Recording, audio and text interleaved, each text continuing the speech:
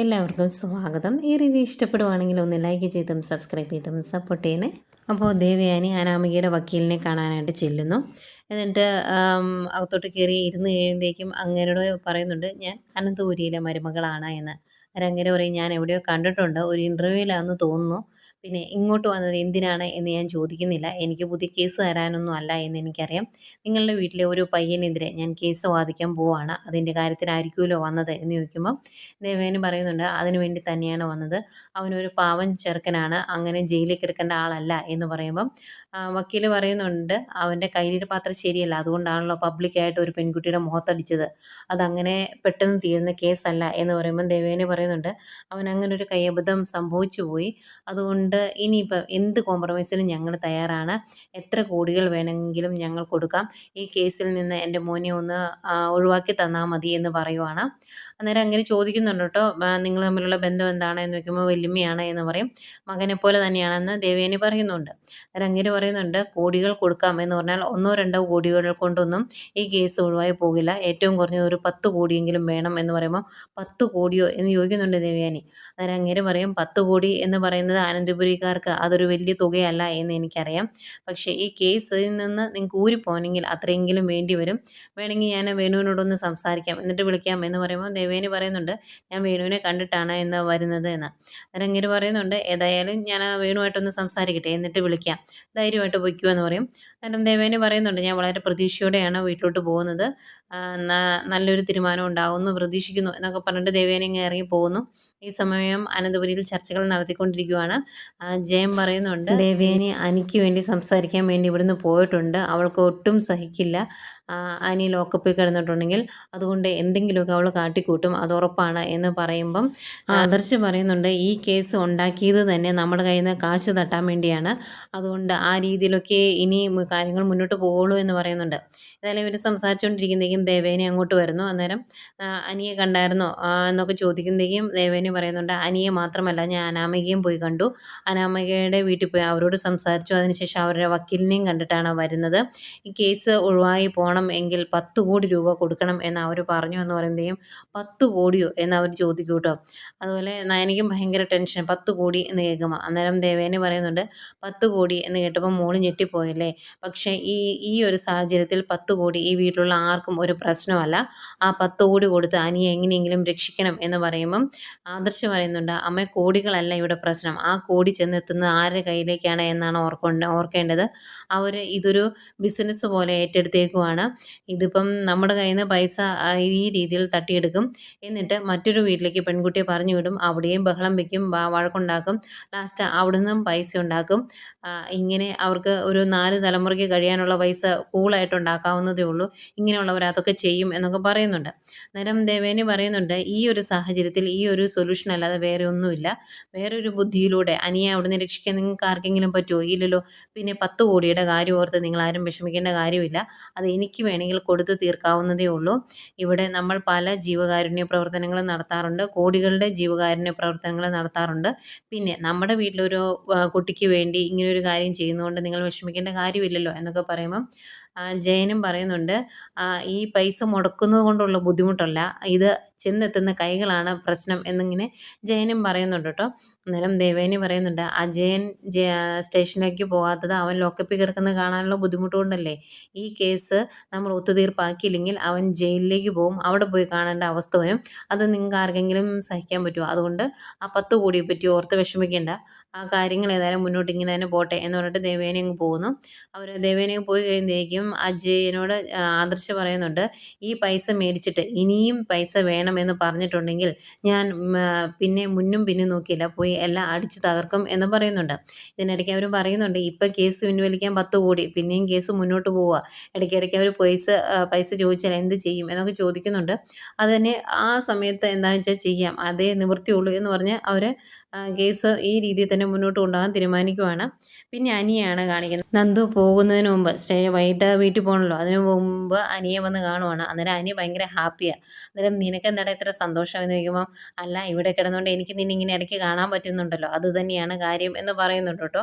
അന്നേരം നന്ദി ചോദിക്കുന്നുണ്ട്, നിനക്ക് ഇവിടെ കിടന്നാൽ മതിയോ, നിൻ്റെ വീട്ടുകാരുടെ അവസ്ഥയെപ്പറ്റി നീ ചിന്തിക്കുന്നുണ്ടോ എന്ന് ചോദിക്കുമ്പം, അത് മാത്രമാണ് എനിക്ക് ആകെ ഉള്ളൊരു സങ്കടം, അല്ലെങ്കിൽ ഇവിടെ കിടക്കുന്നതിന് എനിക്ക് ഒരു കുഴപ്പമില്ല എന്ന് പറയുമ്പം, ഈ അവസ്ഥയെ അങ്ങ് ജയിലിലോട്ട് പോകുമ്പോൾ അങ്ങ് മാറും, അവിടെ ഇതുപോലുള്ള ആൾക്കാരൊന്നും അല്ല എന്ന് പറയുമ്പോൾ, അവരും മനുഷ്യരല്ലേ, അതുകൊണ്ടൊന്നും എനിക്ക് കുഴപ്പമില്ല എന്ന് പറയുന്നുണ്ട്.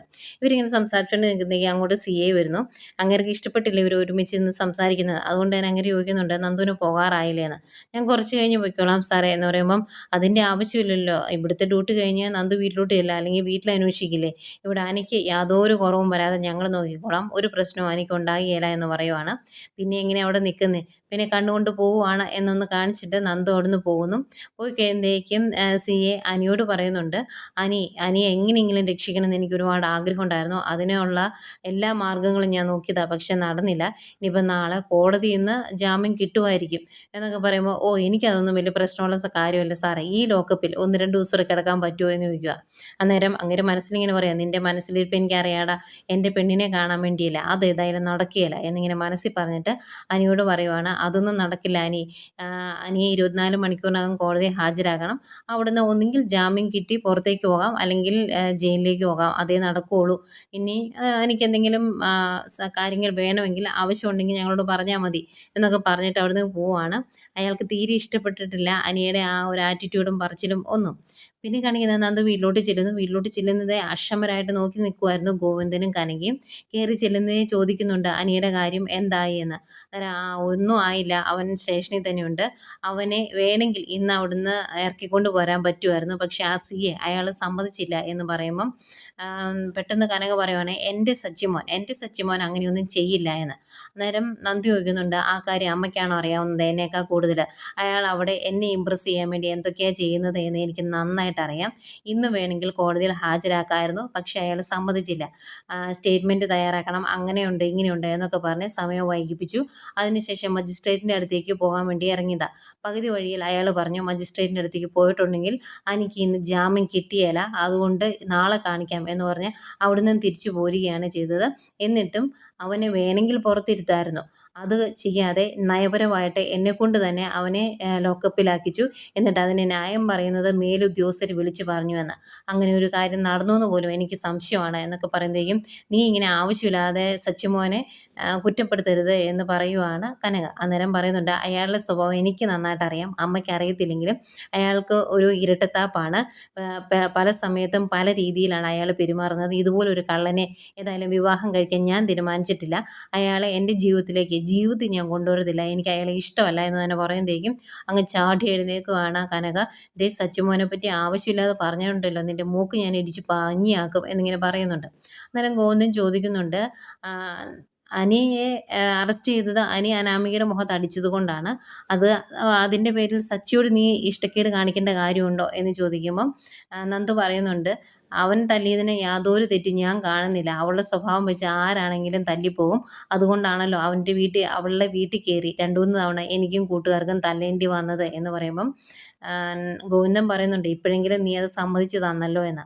അന്നേരം നന്ദു പറയും, സമ്മതിക്കാതെ എങ്ങനെയാണ്, അച്ഛൻ്റെ അമ്മയുടെ സംസാര രീതി കേട്ടിട്ടുണ്ടെങ്കിൽ ഇതെല്ലാം വിളിച്ച് പറഞ്ഞു പോകും, ഏതായാലും ആ സച്ചി എന്ന് പറയുന്ന ആ വഷളനെ വിവാഹം കഴിക്കാൻ ഞാൻ തയ്യാറല്ല, അയാളെ എൻ്റെ തലയിലേക്ക് കെട്ടിവെക്കാൻ ആരും കരുതിയേം വേണ്ട എന്നിങ്ങനെ തുറന്ന് പറഞ്ഞിട്ട് തന്നെയാണ് നന്ദു അകത്തേക്ക് പോകുന്നത്. അന്തേക്കും ഭയങ്കര സങ്കടം കനകയ്ക്ക്. കണ്ടോ സച്ചിമോനെ പറ്റി അവൾ പറഞ്ഞിട്ട് പോണ കണ്ടോ, ആ അനിയോട് കാണിക്കുന്ന താല്പര്യത്തിൻ്റെ പകുതി അവൾ സച്ചിമോനോട് കാണിച്ചാൽ മതിയായിരുന്നു, അതിപ്പം അവൾ ചെയ്യുന്നില്ലല്ലോ എന്നൊക്കെ പറയുമ്പം ഗോവിന്ദൻ പറയുന്നുണ്ട്, ഇതിപ്പം നമുക്ക് രണ്ടുപേരെയും തള്ളിക്കളയാൻ പറ്റത്തില്ല, അനി നമ്മുടെ പയ്യനല്ലേ, അവനെ സംരക്ഷിക്കരുത് എന്ന് പറയാൻ പറ്റുമോ, അതുപോലെ സച്ചിനെയും നമുക്ക് ഉപേക്ഷിക്കാൻ പറ്റത്തില്ല, അനിയെ അറസ്റ്റ് ചെയ്ത സങ്കടം കൊണ്ട് അവൾ പറയുന്നതാണ് ഇതൊക്കെ, കുറച്ച് കഴിയുമ്പോൾ മാറിക്കോളും എന്നൊക്കെ പറഞ്ഞ് കനകയെ ആശ്വസിപ്പിക്കുവാണ് ഗോവിന്ദൻ. പിന്നെ ആകെ വിഷമിച്ചിരിക്കുന്ന ആദർശിനെയാണ് കാണിക്കുന്നത്. അന്നേരം നയന അങ്ങോട്ട് വന്നിട്ട് പറയുന്നുണ്ട്, ആദർശേട്ടൻ വിഷമിക്കേണ്ട, അവിടെ നന്ദു ഉണ്ടല്ലോ, അതുകൊണ്ട് എനിക്ക് വലിയ പ്രശ്നങ്ങളൊന്നും ഉണ്ടാകുകയില്ല എന്ന് പറയുമ്പം ആദർശ് പറയുന്നുണ്ട്, പക്ഷേ നന്ദുവിന് എപ്പോഴും അവിടെ ഇരിക്കാൻ പറ്റില്ലല്ലോ എന്ന്. അന്നേരം പറയുന്നുണ്ട്, അവൾ ഇന്നൊരു ദിവസം അവിടെ ഇരിക്കാം എന്ന് തീരുമാനിച്ചായിരുന്നു. പക്ഷേ ആ CA സമ്മതിച്ചില്ല, നിർബന്ധിച്ച് അവളെ വീട്ടിലേക്ക് പറഞ്ഞു വിട്ടു എന്ന് പറയുമ്പം ആദർശ് പറയുന്നുണ്ട്, നന്ദു അവിടെ ഉള്ള അത്രയും സമയം കുഴപ്പമൊന്നും കാണില്ല, അത് കഴിഞ്ഞ് എന്താ സംഭവിക്കുന്നതെന്ന് അറിയത്തില്ലല്ലോ എന്നിങ്ങനെ നയന പറയുന്നുണ്ട്, ഞാനെന്നാ നന്ദുവിനെ ഒന്ന് വിളിച്ചു നോക്കാമെന്ന്. അങ്ങനെ നന്ദുവിനെ വിളിക്കുന്നു. അന്നേരം നന്ദു പറയുന്നുണ്ട്, അവനിപ്പം നിലവിൽ അവിടെ വലിയ കുഴപ്പമൊന്നുമില്ല, പിന്നെ ആ CA എന്നെ ഇമ്പ്രസ് ചെയ്യാൻ വേണ്ടി ശ്രമിക്കുന്നതുകൊണ്ട് അവന് വലിയ പ്രശ്നമൊന്നും ഉണ്ടാകുകയില്ല എന്ന് പറയുമ്പം അതെന്താ നീ അങ്ങനെ പറഞ്ഞത് എന്ന് ചോദിക്കും.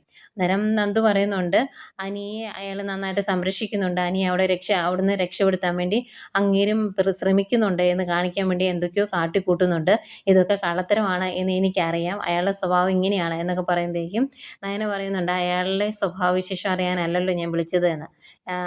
നയന ചോദിച്ചതിൻ്റെ മറുപടിയാണ് നന്ദു പറയുന്നത്. എന്നിട്ട് നയന അങ്ങനെ ദേഷ്യത്തോടെ പറയുക. അന്നേരം നന്ദു പറയുന്നുണ്ട്, ആ കാര്യം തന്നെയാണ് ഞാൻ അങ്ങോട്ട് പറഞ്ഞത്, എന്നെ ഇമ്പ്രസ് ചെയ്യാൻ വേണ്ടി അനിയെ സംരക്ഷിക്കുന്ന പോലെ അയാൾ ഓരോന്ന് കാണിക്കുന്നുണ്ട്, അതിൻ്റെ ഗുണം അവന് കിട്ടും എന്ന് തന്നെയാണ് ഞാൻ പറഞ്ഞതെന്ന് പറയും.